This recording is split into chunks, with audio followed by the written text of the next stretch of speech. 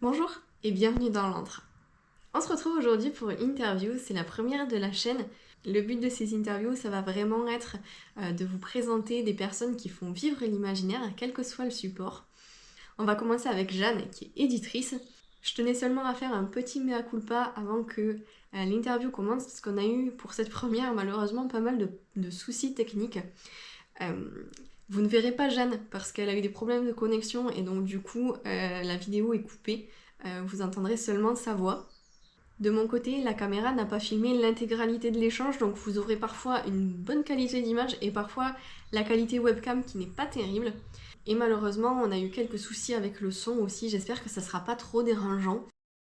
Je m'excuse et je vais faire en sorte d'arranger tout ça pour les prochaines interviews. J'espère que ça ne vous empêchera pas d'apprécier cet échange qui était vraiment passionnant.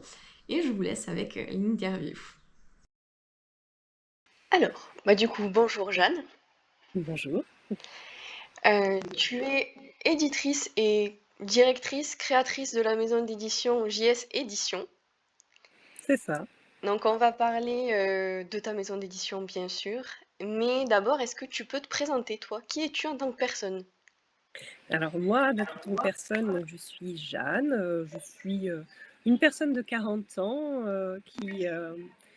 qui a plein de casquettes sur la tête, voilà. Alors j'ai, la petite casquette, queer, la petite casquette on-dit, la petite casquette maman, la petite casquette, habitant à la campagne, la petite casquette lectrice, qu'est-ce que j'ai d'autre comme petite casquette? La petite casquette, végétalienne, végane. Oh, j'ai plein de petites casquettes, ma foi, et ça donne la personne que je suis, en règle générale. Alors, je suis quelqu'un globalement d'assez curieux qui aime, apprendre sur plein de choses et déconstruire un peu, toutes les fausses croyances, voilà. Je suis quelqu'un, de curieux, on va dire. Ok, très bien. Alors du coup, est-ce que on va faire un peu ton CV? Qu'est-ce qui t'a Mmh mh. amené à créer une maison d'édition? Mmh. Parce que j'ai vu que ton CV est un peu, enfin, j'allais dire est un peu particulier, mais j'ai l'impression qu'il y a de plus en plus d'éditeurs qui font un peu comme, qui passent un peu par les mêmes étapes que toi. C'est-à-dire qu'ils commencent pas par faire des études dans l'édition. Effectivement, j'ai un CV qui passe pas du tout par des études, au niveau des métiers, de l'édition. C'est-à-dire que moi, j'ai d'abord commencé, en tant qu'autrice, avant toute chose. J'ai commencé à écrire des choses. Alors, j'ai écrit des choses, dans le cadre de l'école, j'ai écrit des choses dans le cadre de concours de nouvelles, j'ai écrit des choses dans le cadre de fanzines, autour, de La balade de Perne de Anne McCaffrey pour celles et ceux qui connaissent. Et puis, j'ai écrit mon premier roman, j'étais vraiment toute jeune, j'avais 16 ans. Et donc voilà, j'ai commencé d'abord comme ça, mais au niveau professionnel, jamais ça m'est venu à l'esprit que, le livre, la lecture, ça pouvait être un vrai métier, hein. Je pense que, voilà, dans ma tête, c'était pas quelque chose qui était de l'ordre du métier. Et j'ai fait des études à la base. Moi, ce que je voulais faire, c'était être kinésithérapeute pour chevaux. Mais comme c'était un peu flippant pour mes parents d'être kinésithérapeute pour chevaux, en termes de débouchés, je me suis, dit que j'allais, d'abord faire des études pour être kiné pour humains et puis qu'après je me spécialiserais dans le domaine des chevaux. Sauf que, mon étiquette Andy est venue, mettre, son nez là-dedans et m'a fait comprendre que, manipuler des chevaux à longueur de journée, c'était pas possible avec mes conditions physiques. Et donc je me suis retrouvée en fait, dans une prépa qui préparait pour les concours, de kinésithérapie, à ne pas du tout avoir envie d'être kinésithérapeute pour humains parce que ça m'intéressait pas du tout. Et il a fallu que je fasse un choix à ce moment-là, et parmi toutes les choses qui nous étaient proposées, tous les concours auxquels on pouvait, essayer de se préparer, il y avait orthophonie. Et dans orthophonie, il y avait, l'histoire qu'on pouvait être amené à travailler avec des personnes sourdes. Et puis j'avais vu, le mot langue des signes française, ah ça me disait bien ça, je me suis dit: «OK, bah, je vais faire ça». Donc je me suis préparée pour les concours d'orthophonie et puis j'ai fini par, être, admise dans une école d'orthophonie et donc faire des études d'orthophonie. Et comme ça me suffisait pas, en parallèle, j'ai fait une licence en sciences du langage. Et puis, après, j'ai continué en faisant, un master en psychologie cognitive, plutôt dans le domaine de la recherche, tout en faisant, mes études d'orthophonie.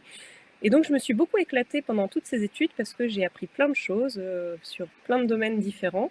Mais quand je me suis retrouvée orthophoniste pour de bon, ben, finalement, je m'y suis pas retrouvée en fait, je pense que le validisme de cette profession était beaucoup trop important pour moi et que c'était pas possible et puis, je le savais pas encore, mais je pense que mon TSA aussi faisait que c'était compliqué pour moi d'être dans un métier avec, autant de relations, sociales, très codifiées, très soumises au validisme encore une fois et cetera. Ce qui fait qu'au bout de 10 ans de pratique, de l'orthophonie, ça a vraiment commencé à être un peu dur et je pense que j'étais vraiment pas très loin du burn-out. Et puis, bon, voilà. En même temps, je me suis amusée à publier les chapitres par chapitre, en fait, le premier roman que j'avais écrit sur un blog, sur les conseils de ma chère maman qui, avait un blog à l'époque où c'était, la grande mode des blogs. Et donc j'ai commencé à revenir dans le monde du livre par ce biais-là, en fait, par le biais d'un blog où je publiais, chapitre par chapitre, mon premier roman. Et puis à un moment, les lecteurs et les lectrices de ce blog m'ont poussée à en faire un livre papier. Et là, j'ai commencé à me pencher un petit peu sur la question de l'édition, du monde de l'édition. Et j'ai lu des choses absolument terrifiantes, des expériences vraiment pas sympathiques qui font que, en bonne contrôle fric que je suis, j'ai fini par opter pour l'auto-édition en fait. Donc voilà, j'ai trouvé une correctrice pour corriger mon texte. Je me suis renseignée sur comment on faisait les mises en page. Je me suis rapprochée d'une copine à moi qui est graphiste pour essayer de faire quelque chose de correct en termes d'illustration et tout, enfin de maquette de livre. Et j'ai commencé comme ça. Et puis, ben, ça m'a bien plu. Alors j'ai continué avec un deuxième livre, et cetera. Entre-temps, je suis devenue maman et puis, du coup, j'ai eu envie de faire, des livres pour enfants qui parlent de ma parentalité, qui était un petit peu, éloignée, de la norme, on va dire, des choix de parentalité. Et donc je trouvais pas forcément toujours des livres, des albums jeunesse qui faisaient écho à mes choix, de parents. Et donc, je me suis dit: «Bah, je vais faire des livres pour enfants aussi». Et comme je sais pas du tout dessiner, bah, j'ai fait appel à des illustrateurs et des illustratrices. Et puis donc, de fil en aiguille, j'ai commencé à me former moi-même et à payer des formations, etc., pour être de plus en plus performante dans le monde de l'édition. Et puis est venu un jour où j'ai voulu faire un album jeunesse qui parle de transidentité, mais je me sentais pas légitime de l'écrire moi-même parce que moi j'ai juste un ressenti à genre.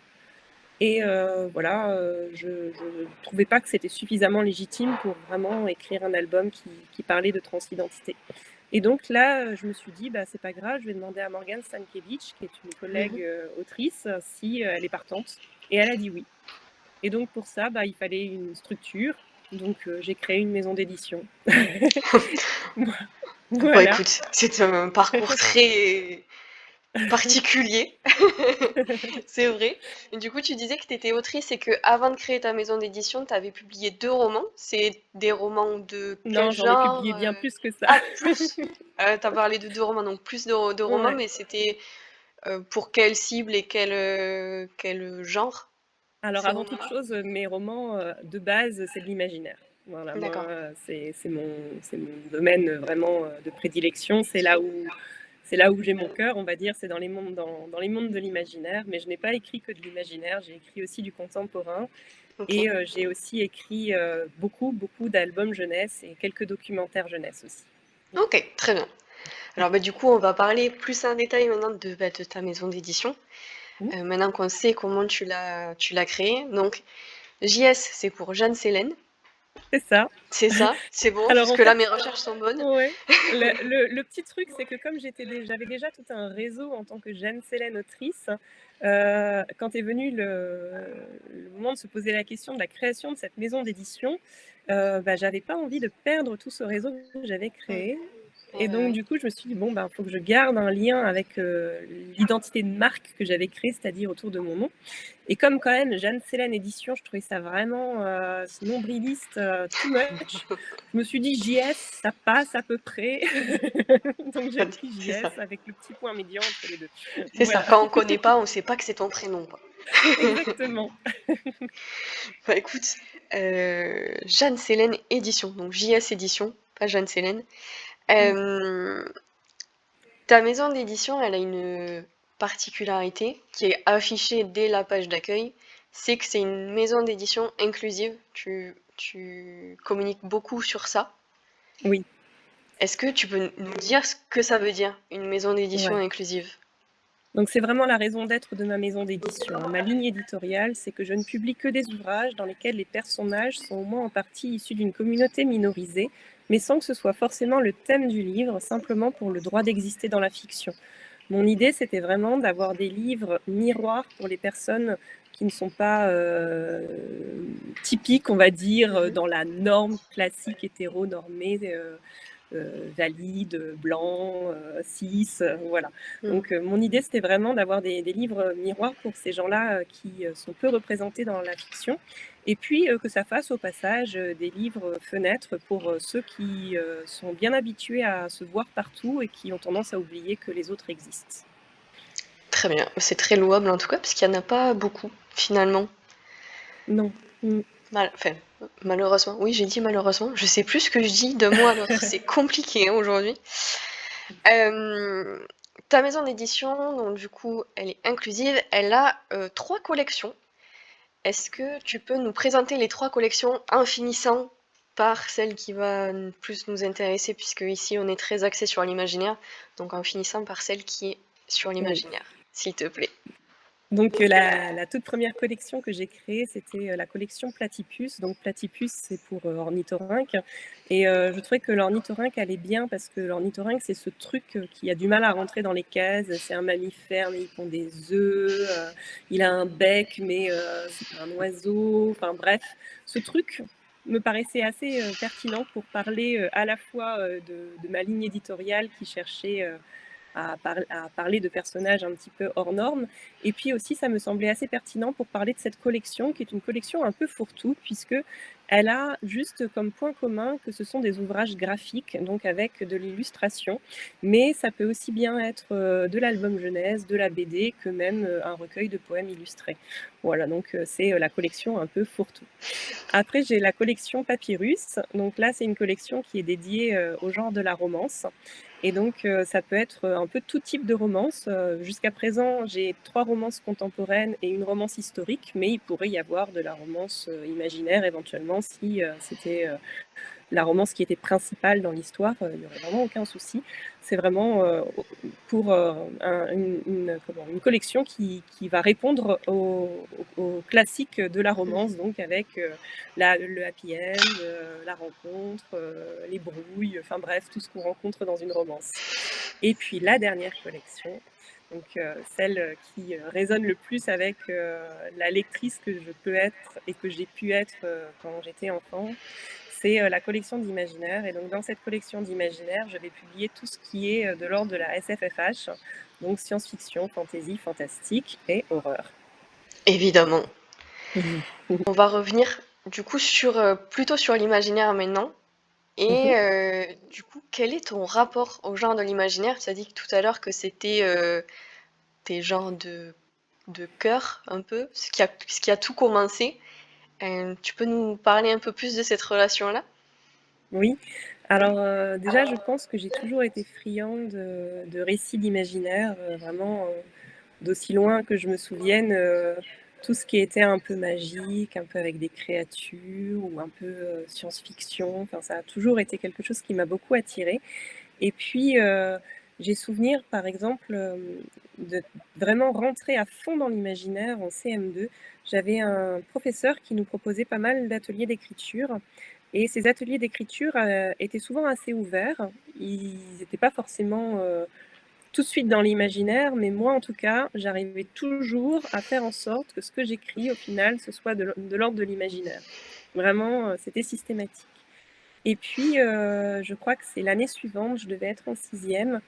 Je suis tombée un jour sur un livre sur lequel, en fait, au niveau de la couverture, il y avait un cheval. Et donc, le cheval, c'est une de mes passions. Les chevaux en règle générale, le cheval en tant que sport que j'ai pratiqué à une époque que je ne pratique plus, mais voilà, qui a été important pour moi et qui l'était à cette époque-là. Bref, ce livre-là, je l'ai juste acheté parce qu'il y avait un cheval sur la couverture. Et il s'est avéré que c'était un roman de fantasy. C'était même pas le premier tome, je crois que c'était le troisième. Mais j'ai eu un coup de cœur, mais tellement énorme pour ce livre j'ai commencé à acheter tous les autres livres de cette autrice. Et puis quand j'ai fini de lire tous les livres de cette autrice, eh bien, je suis passée à un autre de la même collection. Donc c'était les Pocket argentés, hein, pour ceux qui les ont connus. Voilà, c'était une des rares collections vraiment d'imaginaire mainstream, j'ai envie de dire, qu'on pouvait trouver en librairie à l'époque. Et donc, à partir de ce moment-là, j'ai commencé à lire 2 à 3 livres par semaine de Purée. fantasy ou de science-fantasy. Un petit peu de science-fiction, mais c'était surtout fantasy et science-fantasy. Et je suis tombée notamment amoureuse de La Balade de Perne de Anne McCaffrey. J'ai fait partie d'un groupe de discussion sous forme de mailing list à une époque, vous savez, où il n'y avait pas la DSL et tout ça, mais on se connectait avec le petit bruit là, Ah ouais. caractéristique. Donc voilà, et on a fini par se rencontrer à Paris, faire des tas de choses avec ces gens-là et écrire un fanzine. Et donc vraiment, l'imaginaire, pour moi, ça nourrit toute mon adolescence, en fait, aussi bien du côté lectrice que du côté autrice, puisque vraiment, à chaque fois que j'écrivais, c'était de l'imaginaire. Si on me demandait pas d'écrire autre chose, ce que j'écrivais, c'était systématiquement de l'imaginaire. Et mon premier roman n'a pas échappé à cette règle-là, c'est-à-dire que c'était un roman de fantaisie. Voilà. Et donc, l'imaginaire, c'est vraiment très important pour moi. Et donc, forcément, quand j'ai commencé à éditer d'autres personnes, donc il y a eu JS Édition, mais j'ai travaillé aussi pour Hermine Books, une autre maison d'édition, qui avait une collection d'imaginaire. Et donc, quand Hermine Books a fermé, je me suis pas vue me passer d'imaginaire. Et donc, c'est à ce moment-là que j'ai ouvert une collection d'imaginaire dans JS Édition, parce que je pouvais pas ne pas continuer à faire vivre l'imaginaire, c'était pas possible. Ah oui. Voilà, du coup, la question que tout le monde va se poser, c'était quoi le roman avec le cheval sur la couverture? C'était la chute de la flèche de Mercedes Laquet dans la série Les héros de Valdemar.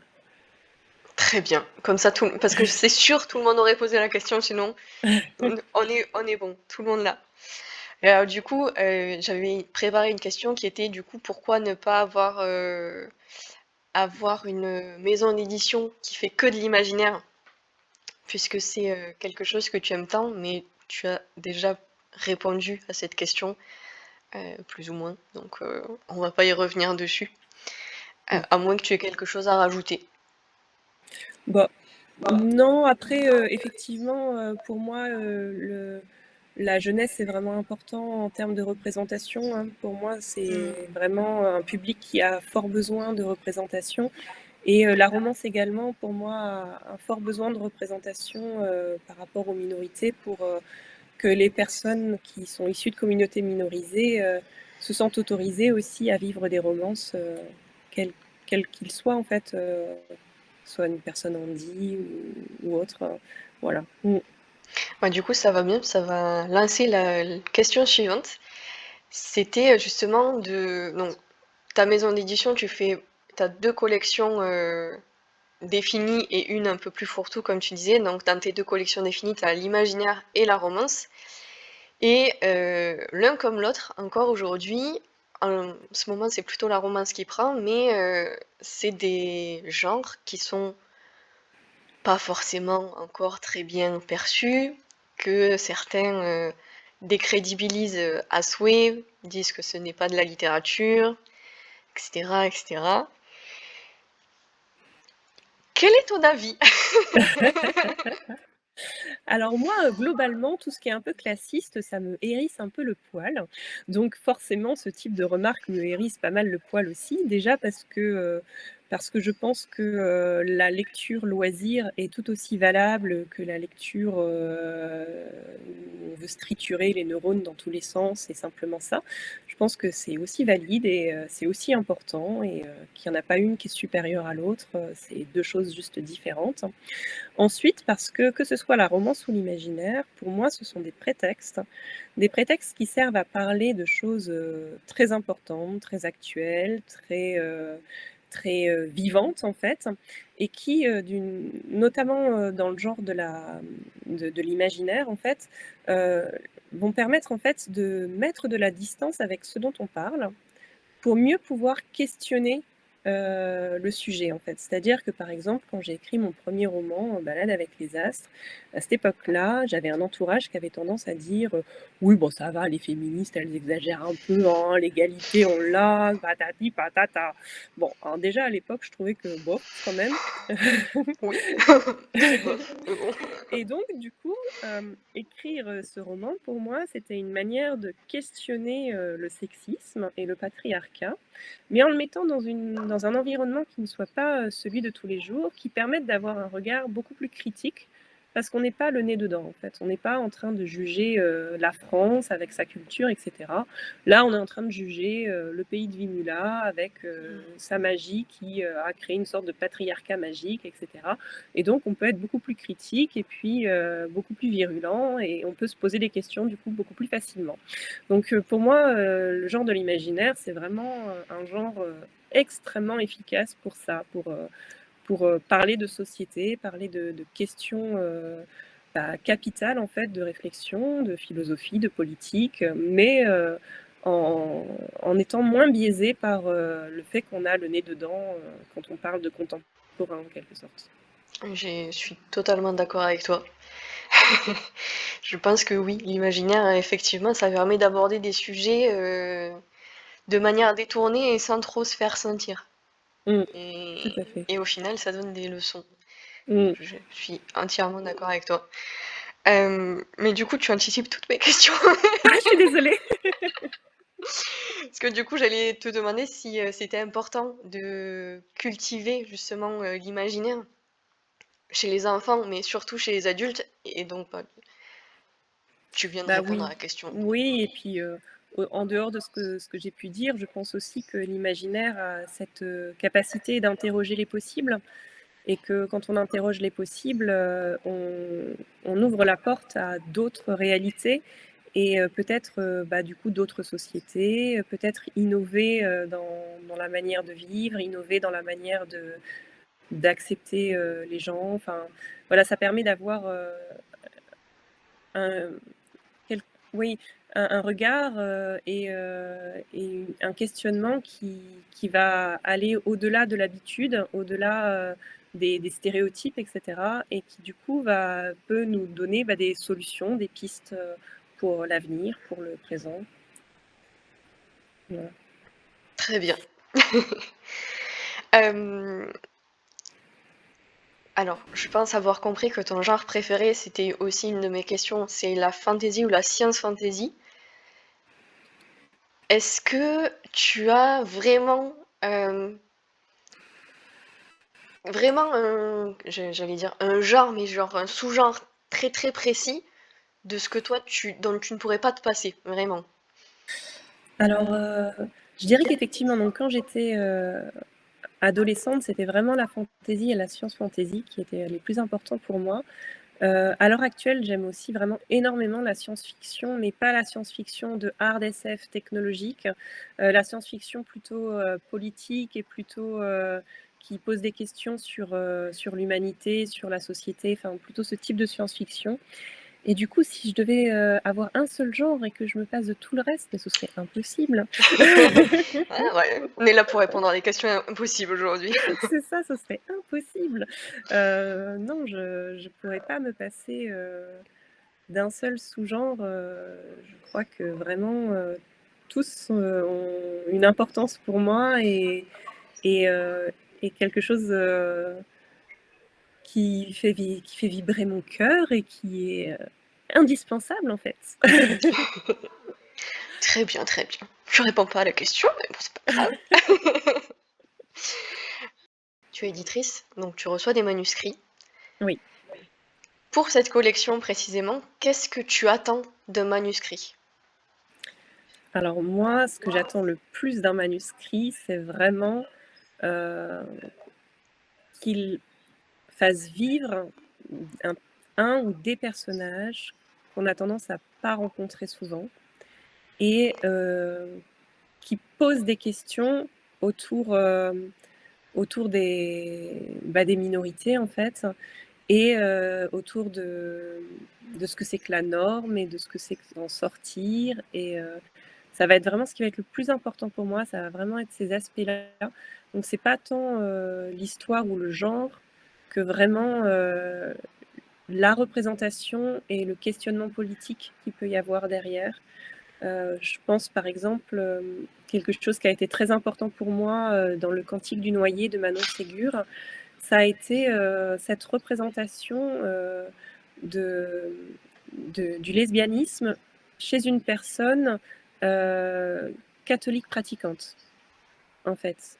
Pour moi, c'était vraiment une représentation, mais impossible à trouver ou presque, d'avoir cette représentation que oui, parmi les personnes queer, il peut y avoir des personnes croyantes et que ces personnes croyantes peuvent avoir ce besoin de pratiquer une religion qui, plutôt de manière un peu intuitive, on aurait tendance à penser que c'est quelque chose qui rejette un peu les personnes queer.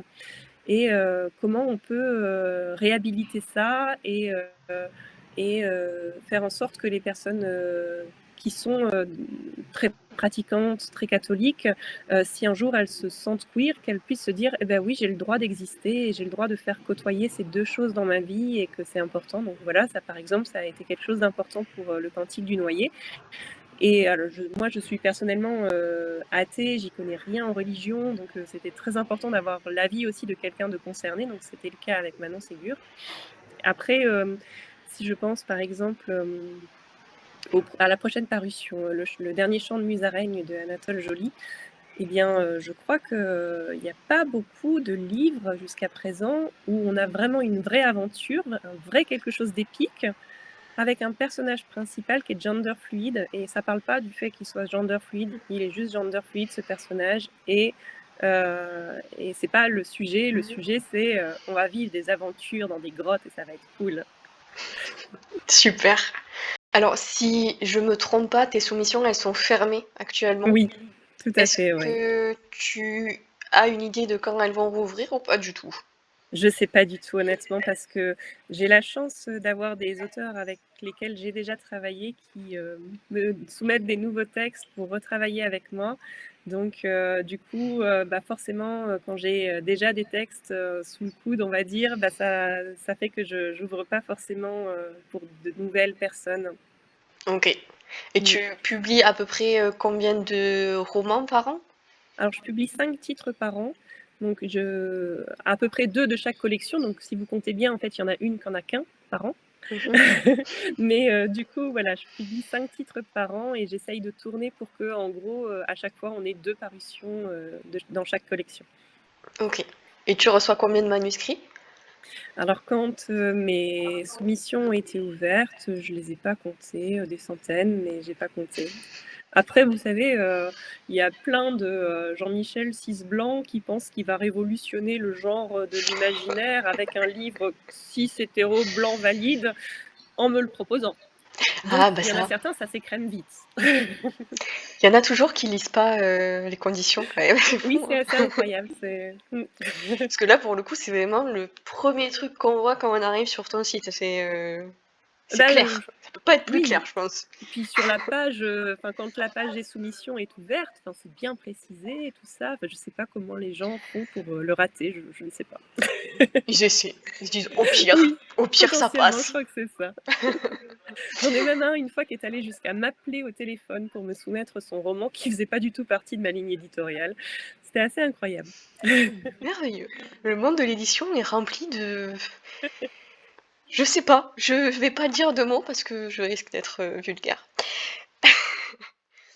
Euh, On va peut-être essayer de revenir un peu à l'imaginaire, puisque c'est Mhm. ce qui nous intéresse ici. Euh, donc tu nous as dit voilà ce que tu préférais comme genre. Est-ce qu'il y a des auteurs, des autrices, des romans que tu recommandes à tout le monde dans les genres de l'imaginaire? Hmm. Le truc, c'est que là, actuellement, j'ai malheureusement plus beaucoup le temps de lire pour mon propre plaisir. Donc, toutes les choses que je vais avoir lues, ça va être souvent des livres qui sont soit pas encore publiés, soit en cours de publication, soit sur lesquels j'ai juste travaillé pour aider l'auteur, pour son synopsis, etc. Enfin bref, du coup, c'est un peu compliqué pour moi de vraiment répondre. Par contre, c'est clair que parmi mes autrices, il y a l'autrice Natacha Didri, pour laquelle j'ai publié le roman Vox, qui a écrit plein de choses qui sont vraiment super. Et je pense que c'est vraiment une autrice qu'il va falloir suivre parce que bientôt on va la voir partout et elle va être publiée partout et ce sera super. Ah, ok, on note alors. On prend note à suivre.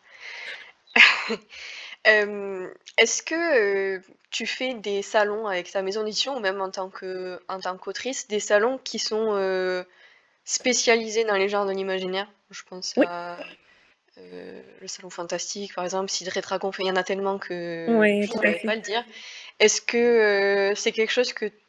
Est-ce que c'est une ambiance que tu aimes? Parce que pour discuter avec beaucoup de monde, c'est le genre d'ambiance, soit on n'aime pas du tout. Alors moi j'adore, hein, honnêtement, mais voilà, alors c'est vraiment des endroits que j'aime beaucoup parce qu'il y a cette ambiance un peu décalée, parce que souvent il y a plein de cosplays, c'est assez magique quand même le cosplay, parce qu'il y a plein d'artistes qui font des choses magnifiques et que j'en prends plein les yeux et c'est génial. Enfin, non, ce sont des salons que j'aime beaucoup et même les salons juste de littérature de l'imaginaire, hein, je pense au Mystérial, à l'Ouest Hurlant, ce sont des salons que j'aime vraiment énormément parce que justement ce sont des salons qui prennent en compte la littérature de l'imaginaire comme une littérature importante. C'est pas simplement comme oui, ça fait plaisir aux enfants, c'est pour les enfants et ça fait pas trop réfléchir ce genre de littérature. Voilà. Donc, Tu vas commencer à m'énerver, arrête. j'ai été à bonne école hein, parce que quand j'étais en prépa, j'ai un de mes profs de prépa qui m'avait sorti que Tolkien était un écrivaillon. Ok, allez, voilà. Bon, il y a des gens comme ça, ils n'ont pas tout ce qu'il faut au bon endroit, on va dire. Mais je pense que quelque part, c'est des gens qui soit ne veulent pas, soit ne cherchent pas à comprendre en fait. Et c'est un peu dommage pour eux parce que c'est eux qui se privent de Oui, quelque chose d'intéressant. Hein. oui, c'est sûr. Mais là, c'était pour ça aussi que je te posais la question tout à l'heure par rapport aux gens qui disent encore ce genre de choses. Mm. Euh, c'est parce que souvent, en plus, ils ont le droit de le penser, ils ont le droit de pas avoir envie de lire ces gens-là. Chacun fait ce qu'il veut. Mm. Mais c'est qu'il y en a qui le prônent, quoi. Enfin, Oui. Mm. voilà, je rebondis, je sais pas si je vais me faire taper dessus, mais il y a un monsieur sur TikTok qui s'est fait taper dessus fort parce qu'il Mm. disait que les gens, il fallait qu'ils arrêtent de lire de la romance parce que c'était un genre qui rendait débile. Ouais, non mais. Donc voilà, tu vois, Mm. enfin, ils resteraient dans leur coin, on s'en fout. Mm, mm. Mais ouais. C'est pour ça Non mais. que aussi il y a Mm. besoin, je pense, de personnes comme toi, de personnes qui font justement les salons littéraires de l'imaginaire Mm. pour montrer que bah, non, vous avez tort. C'est ça. Je ne suis pas d'accord avec vous. C'est ça, je ne suis pas d'accord. Et je pense que vous avez. Non, vous avez tort. Voilà, stop. Ouais. Moi, je suis un peu fermée au débat sur ces questions-là. Trop de débats inutiles. Du coup, Oui, voilà, au mm, bout d'un moment, t'as plus envie de trop discuter. c'est sûr. Voilà, je ferme la parenthèse. Du coup, on va revenir un tout petit peu au salon parce que pendant que tu parlais justement, tu parlais des cosplays. J'ai lu il y a pas longtemps quelqu'un qui disait que les auteurs qui se cosplayent ou qui se costument en tout cas pour les salons, Mm. euh, ils faisaient pas très professionnels.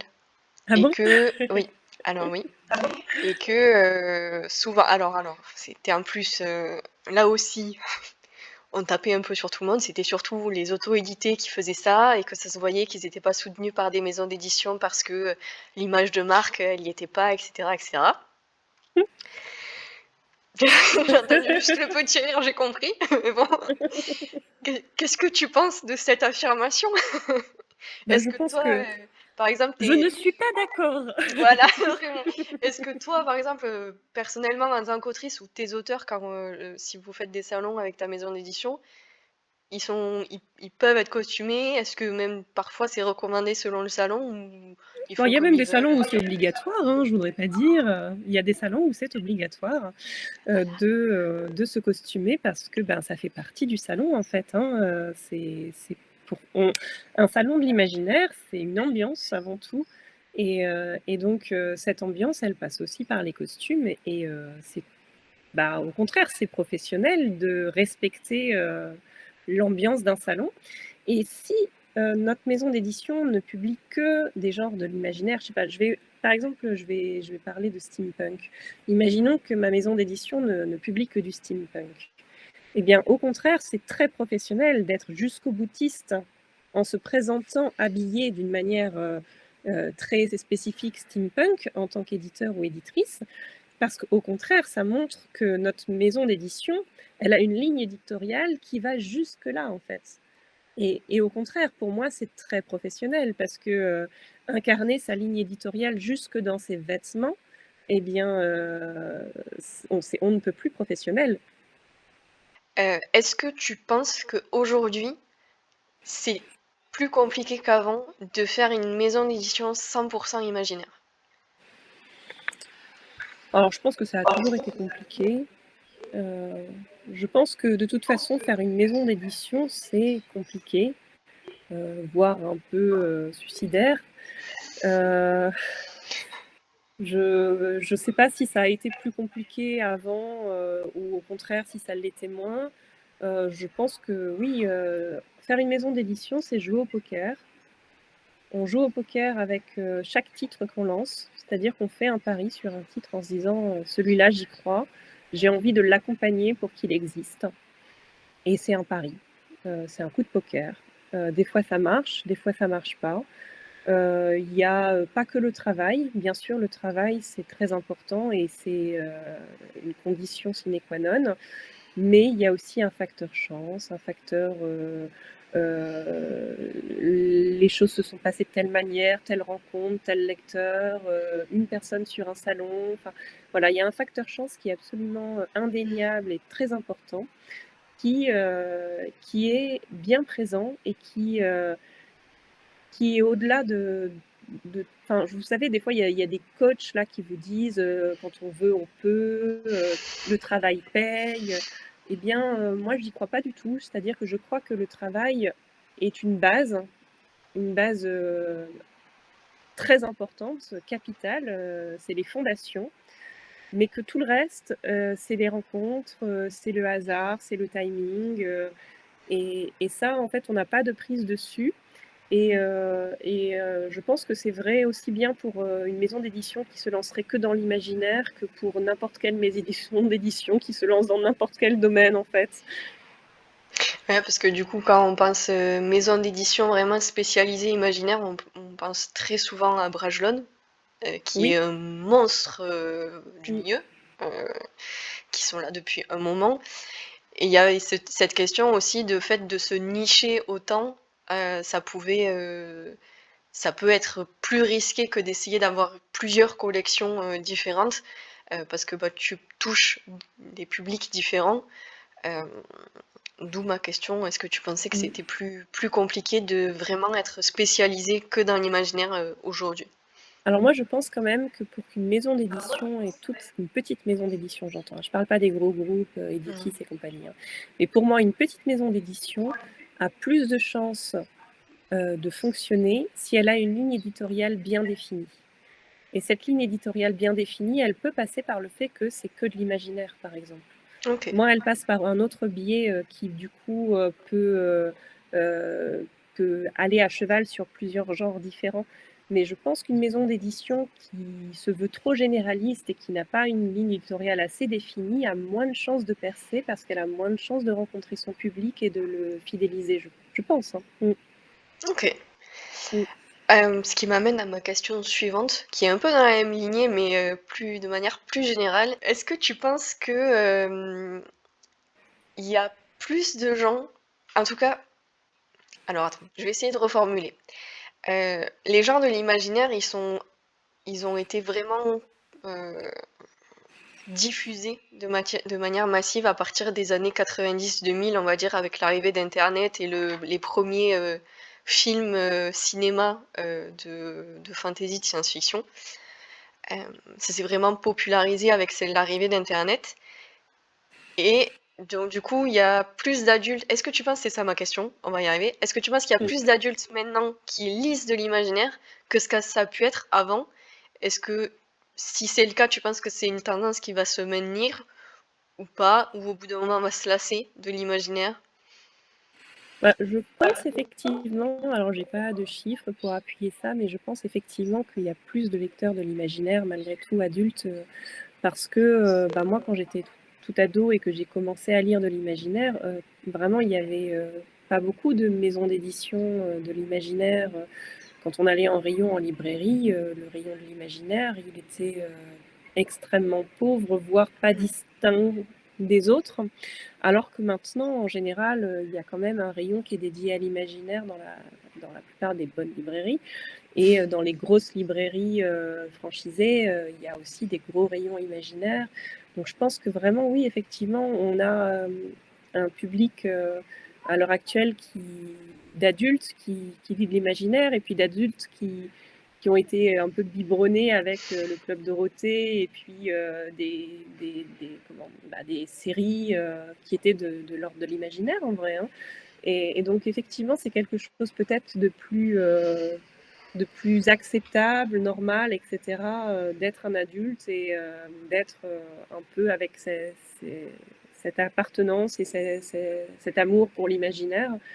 Et je pense que du coup, on peut le transmettre un peu plus facilement et peut-être qu'effectivement, c'était moins le cas il y a 20, 30 ans. Donc on peut espérer que ça continue et puis ben, là, peut-être que ce qui remplace un peu ce genre de l'imaginaire de quand moi j'étais ado, ça va être le manga qui est très décrié à l'heure actuelle et qui, pour moi, est tout à fait de la lecture et tout à fait légitime. Et voilà, là, les jeunes grandissent et font grandir le manga et ils passent des générations, etc. Et peut-être que l'imaginaire était un peu à cette place-là quand moi j'étais plus jeune, on va dire. Donc oui, oui, je pense effectivement que l'imaginaire a une place un peu plus importante chez les adultes aussi. Mm. Et c'est vrai que maintenant, c'est les romans graphiques de manière générale et les audiolivres aussi, Oui, quel qu'il soit le genre, qui se font taper dessus aussi en disant non, mais beaucoup, oui. c'est pas de la vraie lecture, Et alors moi, en tant j'imagine. qu'orthophoniste, ancienne orthophoniste, je peux vous dire que les livres audio, mais c'est génial! C'est génial, franchement, parce que non seulement c'est bien pour les gens qui n'ont aucun souci avec le langage écrit, mais pour tous ces gens qui n'ont pas d'accès au langage écrit de manière traditionnelle parce que dyslexie, dysorthographie, problèmes visuels, que sais-je, mais le livre audio, c'est une porte vers la culture qui est juste géniale. D'ailleurs, tu en proposes avec ta maison d'édition des livres audio. Un petit peu, j'aurais aimé en faire plus, mais malheureusement, pour des raisons de budget, je ne peux pas adapter tout en livre audio. Mm. Mais il y en a, c'est important de le souligner, parce que toutes les Mm. maisons d'édition ne le font pas du tout, Mm. donc c'est bien de le préciser. Mm. Du coup, on a parlé beaucoup du livre, et là, ça fait la bonne transition avec le livre 2, etc. On parlait de l'imaginaire sous d'autres supports. Donc on parlait du fait qu'il y avait de plus en plus...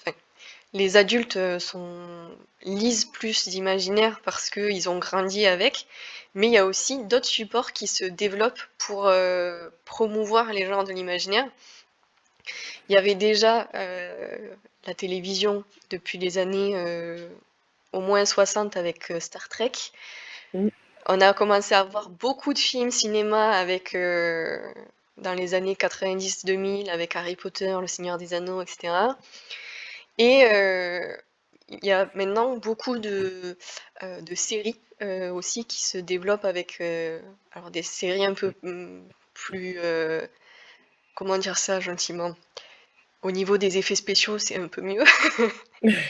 Voilà. Et on a aussi des séries animées pour adultes. Oui. Euh, Ce changement de support, qu'est-ce que toi t'en penses en tant que vraiment professionnelle, éditrice et aussi en tant que fan d'imaginaire? Je trouve ça génial. Je Si on peut m'attendais pas. coloniser tout le monde avec l'imaginaire, je suis ravie. En C'est ça. fait, je pense que tous les médias sont bons pour partager cet amour de l'imaginaire et qu'on peut rentrer dans l'amour de l'imaginaire via le jeu de rôle, via le jeu vidéo.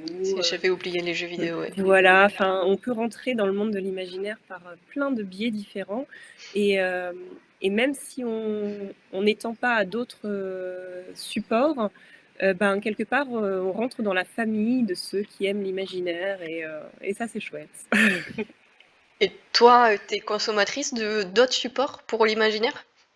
Ah oui, moi, je suis consommatrice de tous les supports à peu près. Je pose des questions, mais je connais les réponses avant de les poser. Et alors, du coup, je vais encore poser une question qui peut-être va pas te plaire, enfin, va pas te plaire, va être un peu piège, du coup. Si tu ne devais choisir qu'un support, lequel ça serait? Ah, si je devais choisir qu'un seul support, je pense que je conserverais le livre. Parce que j'aime beaucoup cette liberté d'évocation à travers le livre. Voilà, la liberté d'évocation mentale que permet le livre est pour moi quelque chose de terriblement précieux parce que j'adore imaginer, j'adore inventer. Je pense que c'est aussi pour ça que je suis devenue autrice. Hein. Et du coup, c'est vraiment un des supports qui pour moi permet vraiment tout ça. Alors peut-être effectivement le jeu de rôle le permet pas mal aussi. Mais du coup, comme je suis un peu solitaire aussi, bah, du coup, la lecture, l'avantage, c'est qu'on peut aussi le pratiquer tout seul et on peut faire entrer d'autres personnes seulement quand on en a envie. Donc, je garderai la lecture. Très bien. On va clôturer, ça fait presque 1 heure du coup qu'on est là. Euh,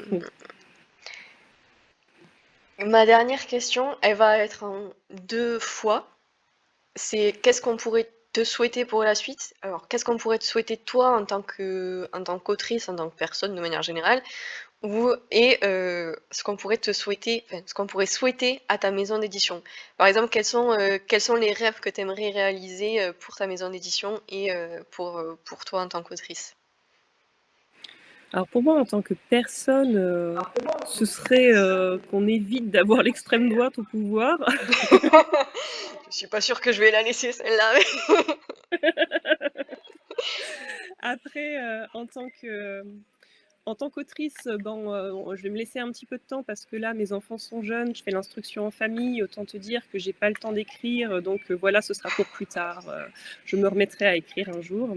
Et en tant qu'éditrice, ben, la meilleure chose qui pourrait m'arriver, ce soit que les lecteurs aiment et soutiennent les livres de la maison d'édition et les auteurs et les autrices de la maison d'édition. Voilà, ce serait vraiment le mieux pour moi. C'est tout ce que je peux rêver. Bah, parfait. Est-ce que tu as un message ou une interrogation, ou quelque chose que tu voudrais ajouter, que tu voudrais faire savoir aux personnes qui vont écouter l'interview? Oh, une seule chose que je pourrais avoir envie. Enfin, voilà, j'ai trop de choses qui me passent par la tête, mais qui sont peut-être un peu. Vas-y, dis tout au pire. Ils feront Alors le tri. moi, ce que j'aimerais vraiment, c'est bah, que éventuellement, quand quelqu'un se sent touché par un livre de la maison d'édition, bah, simplement que cette personne prenne le temps de le dire parce que, alors par n'importe quel biais, hein, pas forcément en public, ça peut aussi être en privé, et simplement parce qu'il y a des fois où on est un peu tout seul à travailler et on se dit peut-être que ça n'a aucun sens ce que je fais. Il y a des fois où j'ai un peu la voix de mon compagnon qui me dit oui, tu n'arrives même pas à te tirer un salaire de ce que tu fais. Voilà, bref, ça n'a pas, où on se dit ça n'a pas forcément de sens.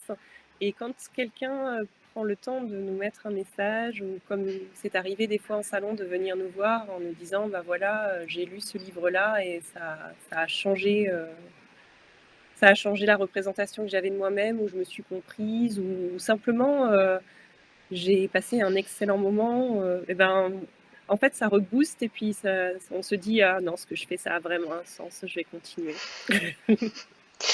Vous écoutez, vous entendez les gens, allez mettre des commentaires, envoyer des petits messages gentils aux gens. Ça fait plaisir. Et d'ailleurs, Ça peut changer une journée, franchement, c'est un ça. petit commentaire. Et d'ailleurs, ça me fait un peu, alors, j'allais dire un peu plaisir, oui et non. Pas ce que tu dis, de temps en temps tu es découragé. Mais en fait, pour finir les interviews, j'avais dans l'idée de justement passer un peu de temps à remercier la personne qui est venue, donc déjà merci, et à la complimenter. Parce Mmh. que j'ai fait venir des gens qui, prennent du temps pour venir parler de leur passion et cetera, et c'est des gens qui, comme toi, qui donnent tout en fait pour leur travail, on va dire, et je trouve que c'est important aussi de montrer que, complimenter les gens, c'est normal. Et ça colle un peu à ce que tu dis. Donc, je vais être honnête, je n'ai encore lu aucun roman de ta maison d'édition. Oui, il y a aucun souci. Mais, de ce que j'ai vu quand j'ai fait les recherches, tu vois, toute cette part d'inclusivité, et cetera, je trouve ça formidable. Je trouve qu'il y a pas assez de personnes comme toi qui poussent, ce genre de représentation, assez fort, en tout cas, aujourd'hui. Ça commence à venir, mais, c'est pas encore assez récurrent, donc je trouve que ce que tu fais, c'est très important. Justement pour la représentation, comme tu disais, pour les plus jeunes, qui sont en train de se construire, le fait qu'ils puissent avoir plein de modèles différents, je trouve ça très cool et très intéressant. Donc c'est mon petit compliment pour toi, aujourd'hui. Merci, c'est très gentil. C'est voilà, c'est tout ce que j'ai à dire. J'ai pas grand-chose à dire. Voilà, j'aurais lu des romans, tu fait des compliments sur le reste, et voilà, j'ai un peu été prise de court puisque l'interview s'est décidée en une semaine. Mais voilà, par rapport au travail que tu fais, je pense que c'était important aussi de signifier que, pour moi en tout cas, c'est vraiment important ce que tu fais, et je pense que ça peut changer vraiment, des histoires personnelles. Bah, écoute, je te remercie, pour ce mot, c'est très gentil, et tu sais, ce que tu fais, ça a beaucoup d'importance aussi, parce que donner la parole aux gens et puis faire vivre, l'imaginaire, c'est chouette aussi. Bah, écoute, j'espère en tout cas que les gens seront d'accord avec toi. Mais voilà, enfin, ça m'a fait très plaisir de discuter avec toi. Je trouvais ça très intéressant. Merci. Je suis désolée, c'était un peu, fouillis au niveau de l'ordre des questions, je me suis un peu Ça m'a pas embrouillée, semblé fouillis, bon ça non. va, Mmh. très bien. Parfait. Hem, voilà, je pense qu'on peut clôturer doucement. Heu, je dis à bientôt, j'espère Oui, qu'on remettra ça bientôt, et avec plaisir. voilà. J'espère que l'interview vous a plu. Si c'est le cas, n'hésitez pas à laisser un j'aime, un commentaire, à la partager et à vous abonner si ce n'est pas déjà le cas.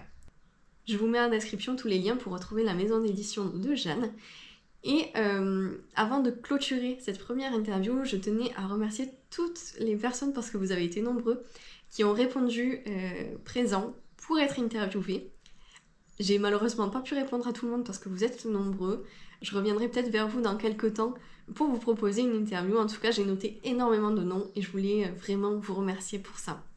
Merci d'avoir regardé cette vidéo et on se retrouve bientôt pour découvrir un nouvel invité magique.